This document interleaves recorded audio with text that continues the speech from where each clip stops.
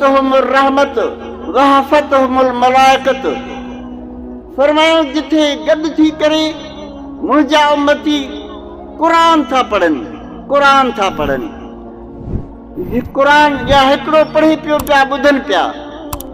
फरमायो नज़लत अलैहिम सकीना, इहा बरकत वारी जमायत उहा आहे जो अल्लाह साईं इन्हनि जे दिलनि में सुकून थो नादिल फरमाए। क़ुरान जी मजलिस आहे न। वग़शयतहुमुर रहमत, अल्लाह जी रहमत इन्हनि क़ुरान वारनि खे ढके थी बीहे।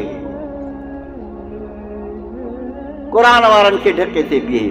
हाणे घरां बि जेको निकिरी अचे ऐं वरी पंहिंजो वक़्तु ज़ाइ पियो करे ओसनि पासनि ऐं किनारनि सां ऐं मजलिस में शिरकत न पियो करे, वेहे न पियो अदब सां, त उहो मुंहिंजो भाउ बि उनखे मुअदबाना अर्दा त जीअं तकलीफ़ करे आयो आहीं ईअं अदब सां वेही अलाह जो क़ुरान ॿुध, अलाह जो क़ुरान ॿुध, अलाह जो क़ुरान ॿुध। जेकी कुझु मिलंदो अदब सां मिलंदो।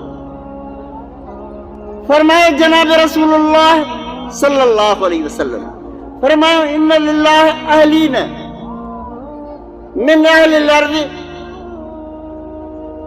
जनाब हुज़ूर अकरम सल्लल्लाहु अलैहि वसल्लम फरमायो त दुनिया में अल्लाह जो बि हिकिड़ो कुंबो आहे, अल्लाह जो हिकिड़ो कुंबो आहे।